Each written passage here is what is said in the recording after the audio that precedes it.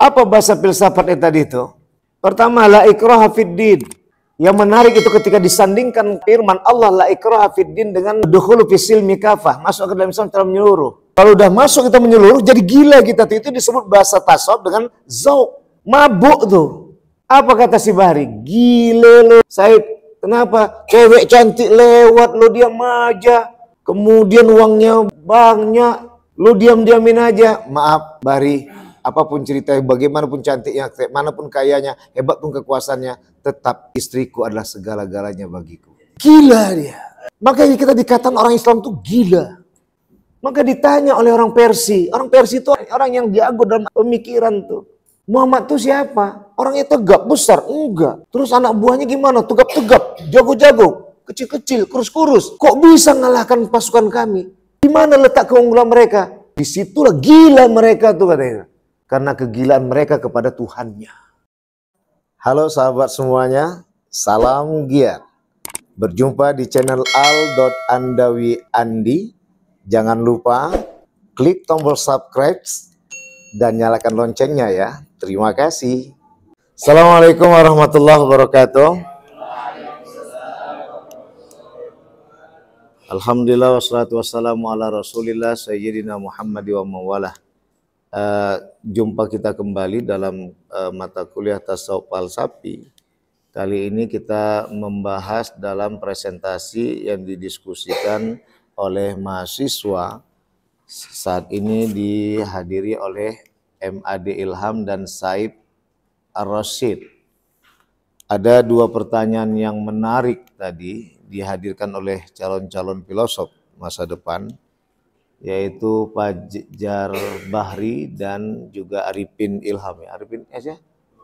Nurul Arifin ya. Maka dalam hal ini adik-adik sekalian, Ustadz akan pelan-pelan menjelaskan ya, apa itu tasawuf, apa itu falsafi, apa itu tasawuf falsafi, apa itu ruang lingkup tasawuf, dan baru nanti masuk pada pertanyaan Fajar Bahri dan Nurul Arifin. Ini harus dikembalikan ya.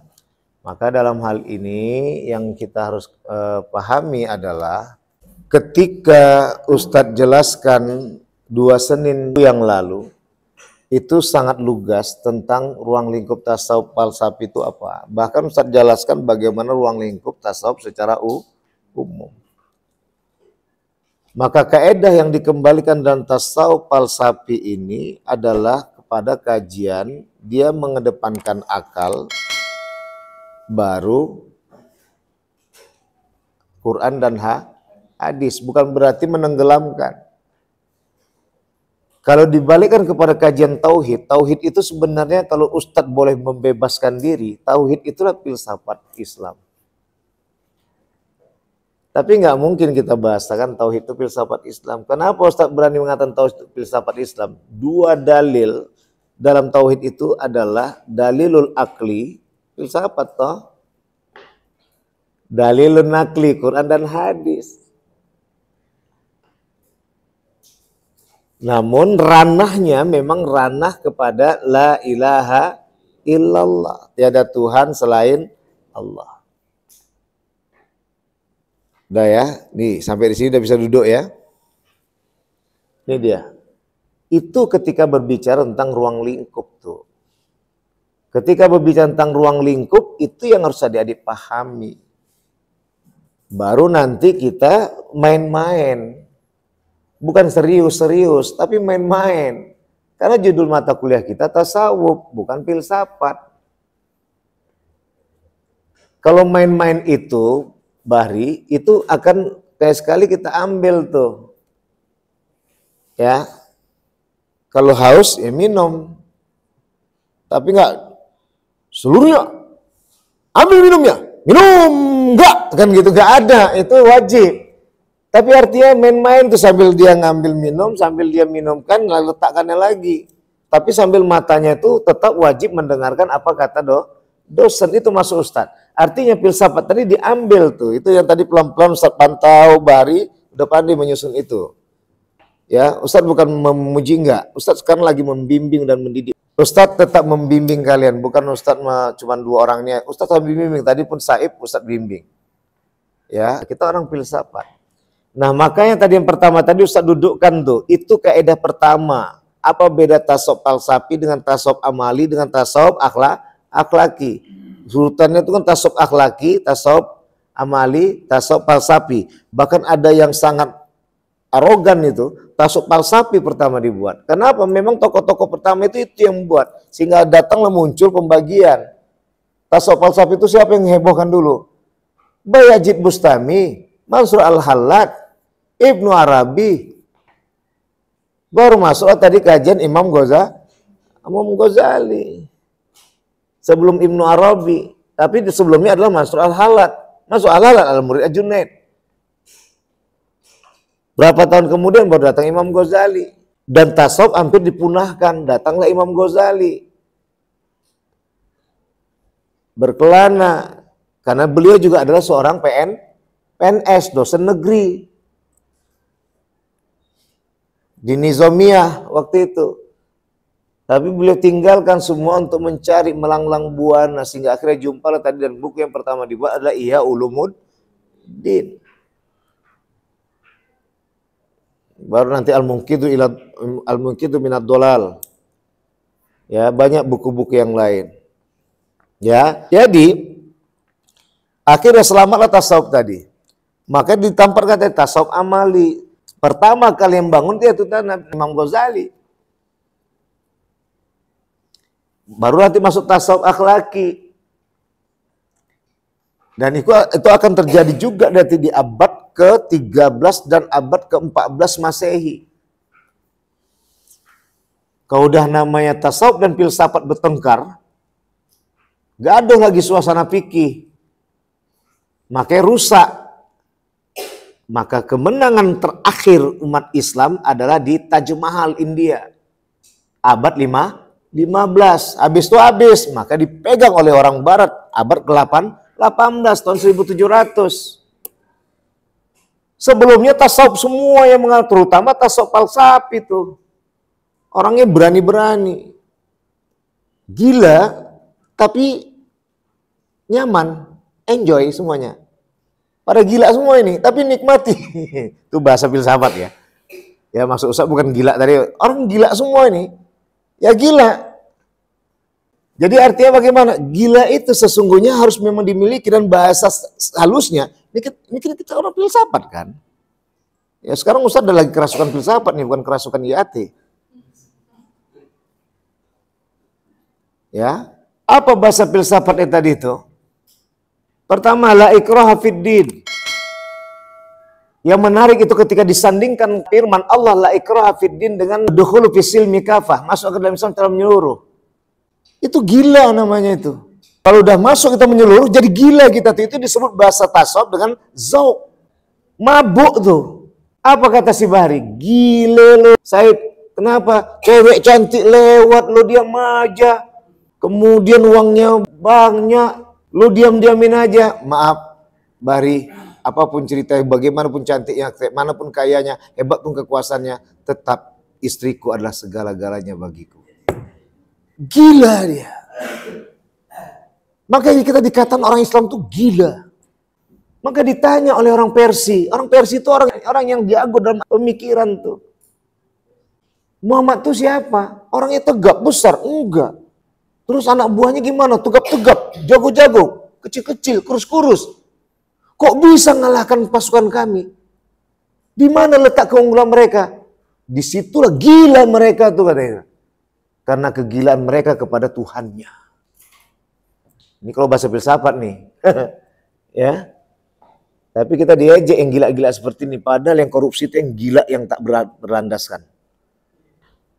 Betul dia. Gila kan? Ya gila-gila nggak berlandaskan. Harusnya dia cari harta dan tahta itu untuk bahagiakan dirinya dan istrinya juga anak-anaknya. Betul tidak? Ngapain bahagiakan orang?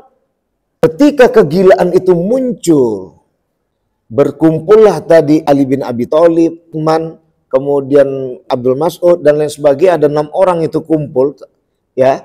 sampai mau mengatakan bahwasanya aku yang puasa, aku yang malam berjaga, aku yang tidak akan mendekati istriku. Cepat-cepat datang Nabi Muhammad SAW. Apa kata Nabi Muhammad? Nangis Nabi Muhammad. Kenapa kalian tidak kompromi sama aku? Hampir kalian putuskan itu. Kalau kalian memang mau dekat dan cinta kepada Allah, bukan begitu jalannya. Aku yang puasa, aku yang berbuka, aku yang berjaga, aku juga yang tidur. Dan aku juga mendatangi istriku satu persatu. Artinya apa? Jangan langsung puasa terus, tak ada buka-buka. Berjaga terus zikir, tak ada tidur-tidur. Kemudian istri tak pernah datangi, disamperi. Enggak Islam itu namanya.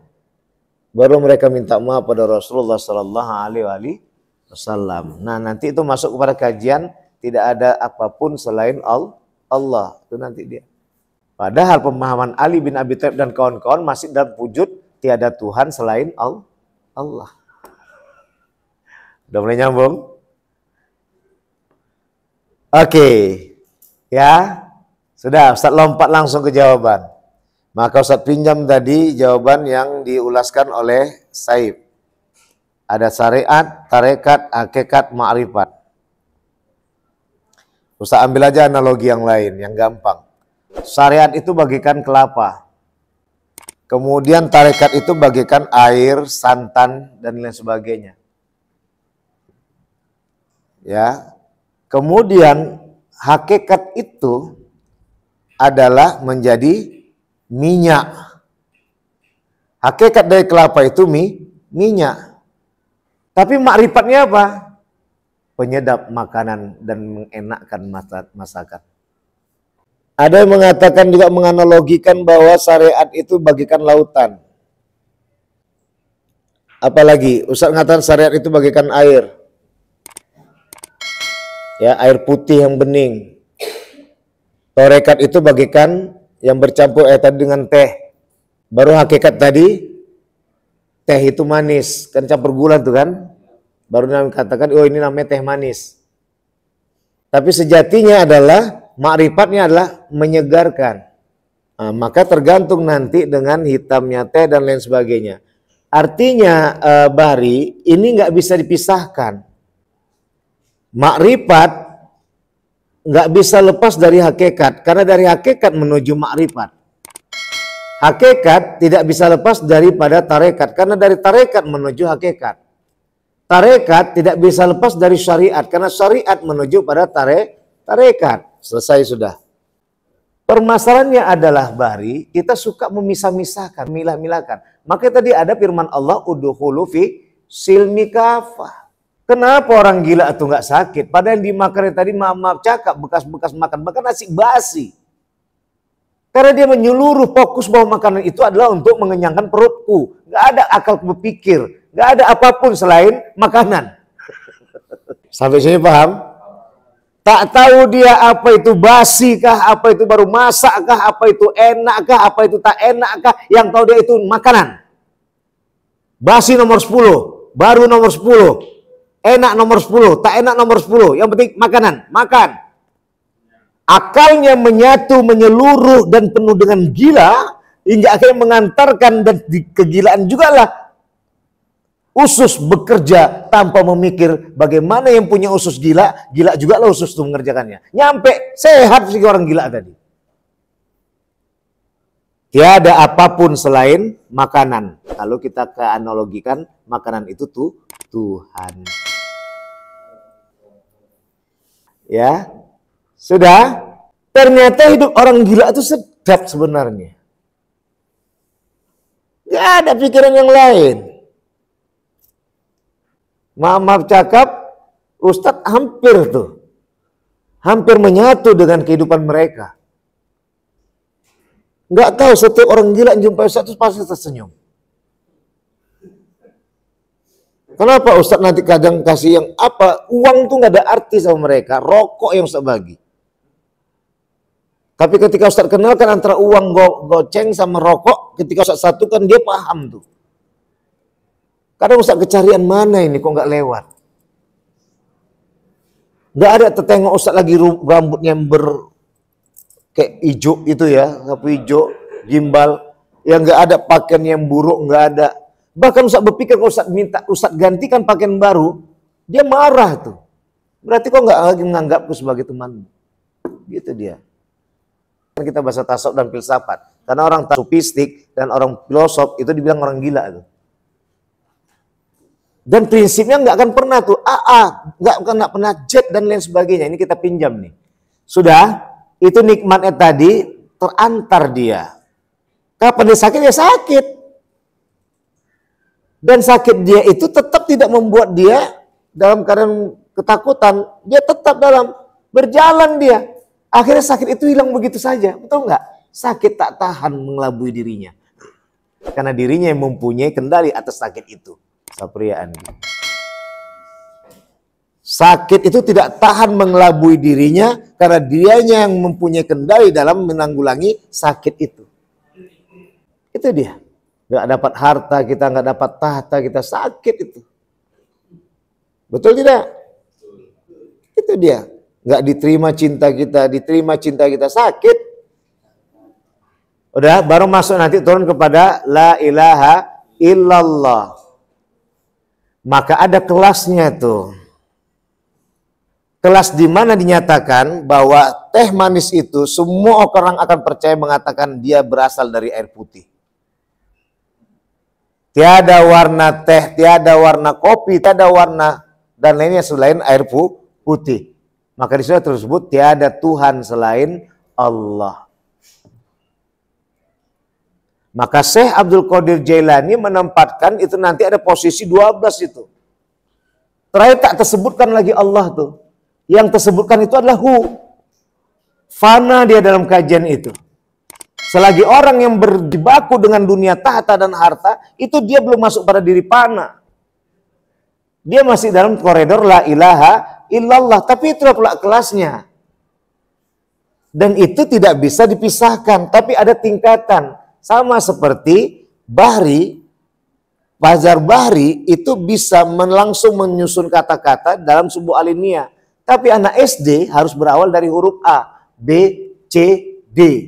Tapi artinya alinea itu bukan berarti berpisah dari A, B, C, D menjadi kata, menjadi kalimat, menjadi alinea, menjadi paragraf, menjadi satu lembar dan menjadi satu bagian subbab.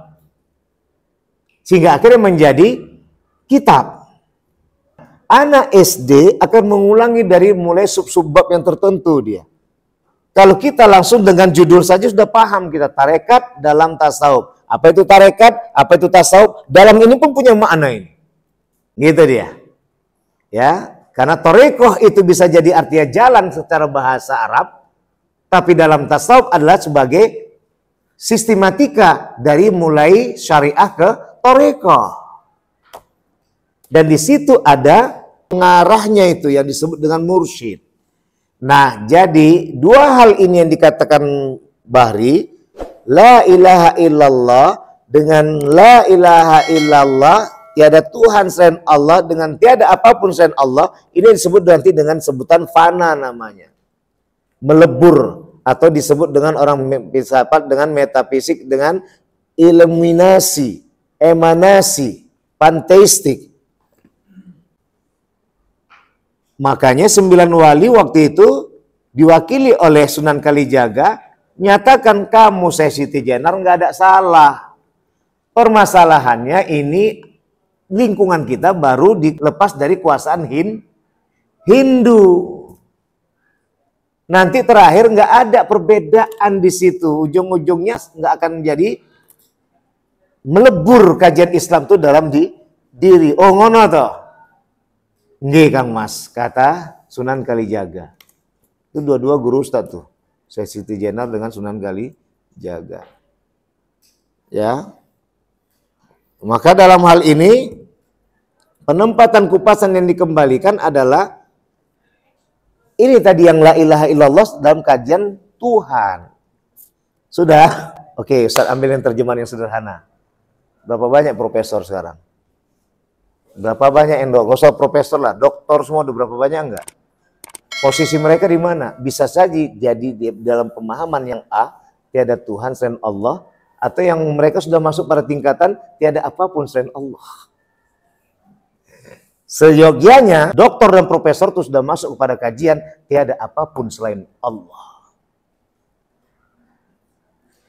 Kalau sudah tiada apapun selain Allah, dia tidak akan menuhankan harta dan menuhankan tahta. Karena selama ini yang tahu dia Tuhan itu adalah Allah, harta dan tahta adalah bagian yang harus dikelola. Tapi akhirnya dia berondok di balik jubah agama, di balik jubah titelnya, di balik jubah penderitaan mahasiswa. Apakah itu disebut dengan proporsional dan profesional? Bisa dipahami ya? Ya, kita kan agak gila kalau udah filsafat nih kan. Harus gila. Memang betul. Ya, karena kita mengkhianati kegilaan kita, akhirnya kita menggilai orang lain. Menggila itu sama dengan mengakali, membunuh, mengambil hak, dan menzolimi. Seharusnya dia ketika dia bisa menggilai dirinya, dia tidak akan menggilai orang lain. Karena dia akan menjadi menyayangi dirinya atas kegilaan yang sudah dihadirkan pada dirinya sendiri. Karena gilanya pada Allah yang Maha Suci. Sapria Andi. Gitu loh. Loh, Ustaz udah kerasukan filsafat gini sama tasawuf. Makanya ini yang dikembalikan tadi, dua-dua itu ada kelasnya. Ya, tapi bukan berarti dua-dua itu berpisah. Gitu ya, baik. Bari itu ya, Bari ya. Nah, sekarang si Nul Arifin tadi. Wow. Luar biasa. Biar tahu Arifin dari mana apa tuh gerbang waktu itu. Itu dari orang filsafat. Dari mana bisa menghadirkan dia bisa tembus ke masa depan. Itu dari metafisik. Yang dikombinasinya dengan satuan matematika dan fisika hingga melahirkan kepada kimiawi hingga akhirnya membuat gerbang yang luar biasa dan itu tembus sekarang ini. Bisa. Woi. Nah, itu makanya ya, makanya ini kan masih Ustadz belum selesai Ustadz nih. Ya, masih belum selesai. Ya, bahasa akliyahnya apa? Innama amruhu idza arada syai'a ayyakula lahu. Udah itu aja kejawab. Tapi orang filsafat tidak mau menunjukkan aku ini ya Allah, hambamu, ciptaanmu yang cerdas. Semua ini kulakukan adalah karena aku mau caper sama engkau ya Allah. Aku ingin dekat sama kau, aku menyatakan kau ada kekasihku. Aku beremanasi padamu. Maka di situ akhirnya di situ tadi bisa langsung menuju melewati lintasan waktu. Nah, jadi sekarang permasalahan penempatannya adalah bagaimana menghubungkan metafisik dengan mistik. Metafisik ini adalah ketika dia berhubungan dengan fisika. Dan di situ ada meta. Fisika dikembalikan kepada kaidah lahiriahnya, teksnya. Maka di saat itu fisik yang dimaksud adalah bagaimana orang-orang gereja dan kuil-kuil yang waktu itu memfisikkan semua peraturan itu berada di dalam genggaman rubbaniyin, pendeta-pendeta. Sehingga apapun yang jadi, ini yang disebut tadi berlindung di jubah agama. Ini terulang lagi sekarang di Islam. Sejarah ini mengulangi itu, makanya hadir dengan metafisik. Metafisik yang pertama kali digunakan adalah dengan alam. Kenapa? Dia berpisah. Kajian ini gini pasannya. Maka lahirlah metafisik, meta, karena Tuhan tadi dipegang oleh mereka, maka orang-orang ilmuwan itu menggunakan dari awalnya adalah alam semesta. Maka alam sudah berbicara, semua alam yang dikembalikannya, maka alam mungkin bosan dengan tingkah laku kita. Tingkah laku perbuatan kita, ebit giadi. Ya, makanya orang-orang filsafat menggunakan ini tuh. Sehingga akhirnya nanti larinya ke Tuhan.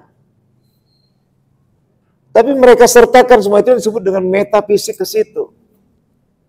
Ada di balik fisik itu sesungguhnya. Kalau bahasa orang Cina tuh, ya di atas langit ada langit.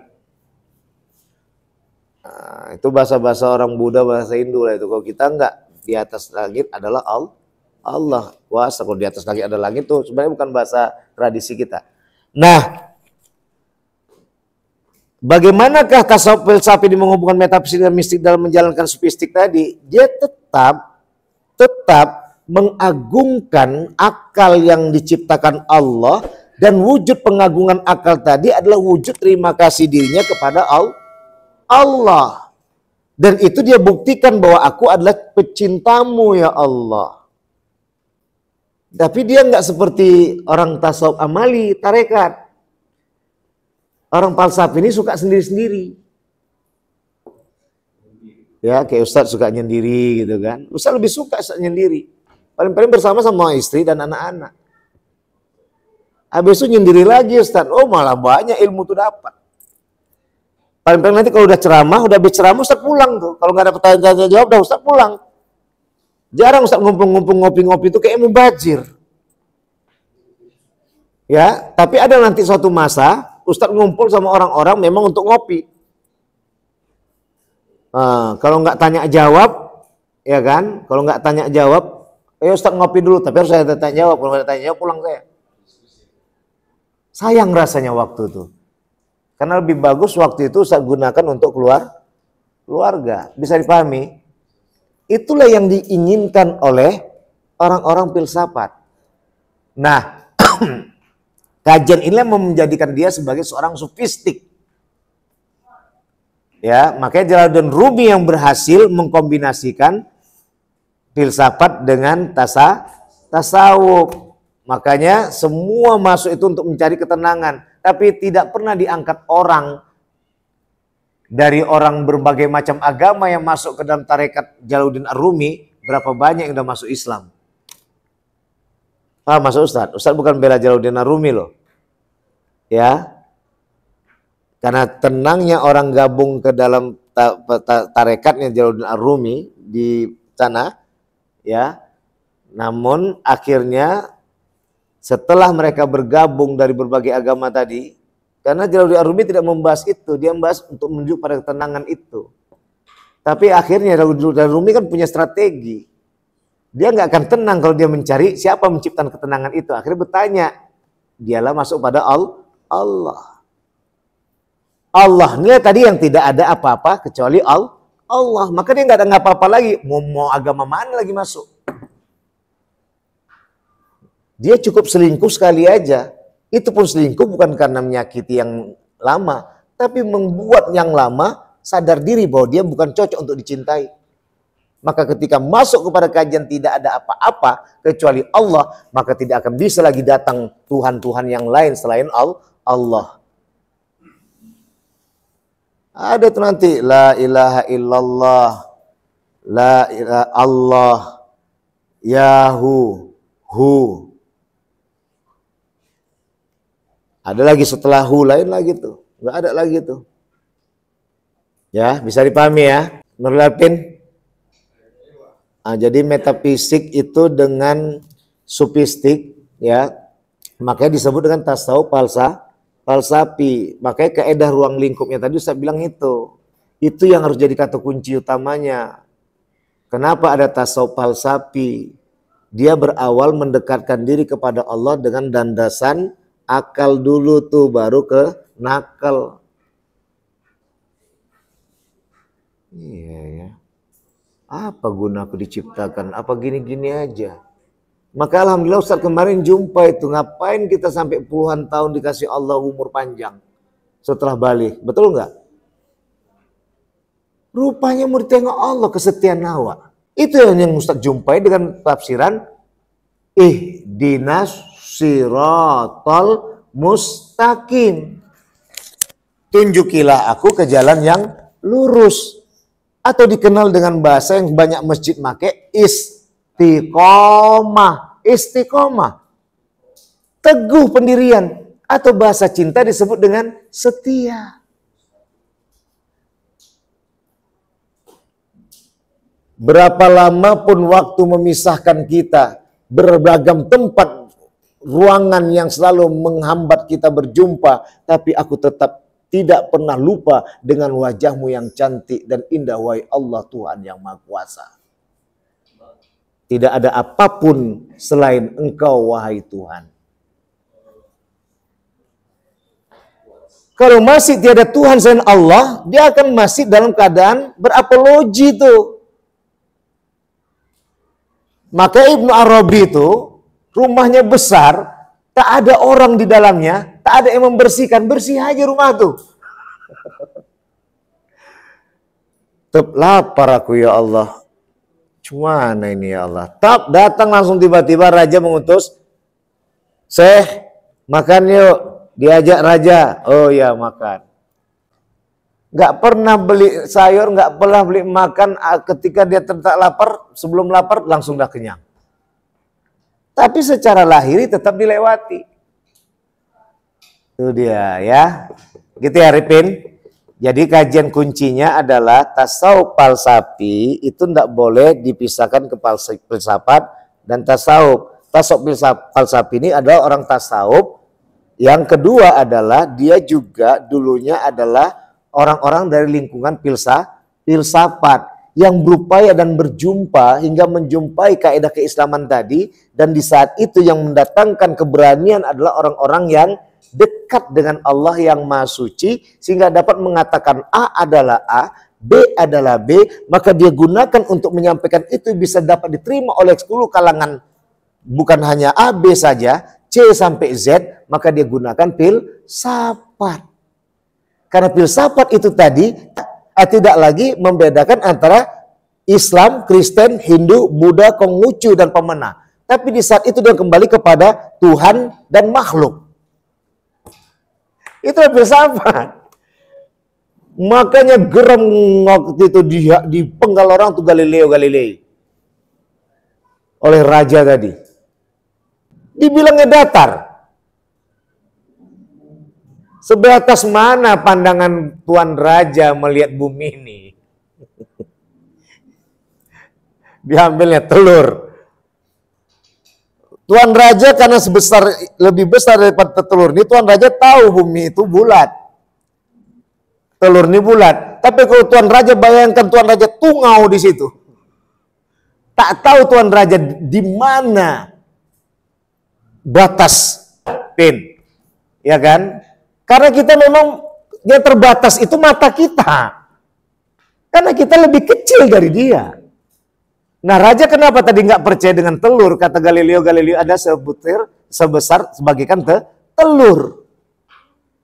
Karena memang raja waktu itu memang besar dan dia bisa menggenggam telur. Bayangkan kalau itu dia menggenggam bumi, dia tahu bumi itu bulat. Tapi karena dia dirinya adalah bagian tungau, yang permukaan telur itu aja nggak tahu batas di mana ujung, di mana pangkal. Gitulah dia tadi. Nah jadi gitu ya, Pin ya. Udah bisa dipahami ya. Jadi dia tidak bisa dipisahkan antara tasawuf dan filsafat. Tapi dia adalah bagian dari tasawuf yang menggunakan pemikiran filsafat. Karena dia di zona sebelumnya adalah orang-orang filsafat yang sudah masuk ke dalam Islam. Sehingga menggunakan hal yang baik. Dan itu tidak dilarang. Selagi tidak melanggar akidah, mengalahkan dan menyalahkan Allah sebagai satu-satunya Tuhan, nggak ada masalah. Semua ilmu itu bagus. Gitu ya. Bisa dipahami ya. Baik, Ustaz rasa itu saja. Intinya ruang lingkup itu di situ adalah bagaimana pembatasan itu kita harus pahami dengan diawali bahwa tasawuf falsafi itu mengutamakan akal, tapi bukan berarti membelakangi Quran dan hadis. Maka tadi Ustaz katakan tauhid itu dengan 2 dalil, dalil akli dan dalil nakli. Tapi jelas karena tauhid itu dengan katanya saja tawahada, tawahadu, pengesaan. Sedang filsafat tadi filosofi atau cinta kepada kebijaksanaan. Maka orang bilangnya bijaksana mana kan? Bijaksana atau bijak sini kan gitu istilahnya kan. Maka disitulah ada datangnya tasawuf falsafi. Karena nanti muncul ada dengan kewahyuan. Baik, pada Allah maupun para sekalian minta maaf. Ustaz akhiri dulu, nanti baru ditutup sama Rijal sebagai moderator. Subhanakallahumma bihamdika asyhadu an la ilaha illa anta astaghfiruka wa atubu ilaik. Allahumma muwaffiq ila aqwamit thoriq fastabiqul khairat. Wassalamualaikum warahmatullahi wabarakatuh.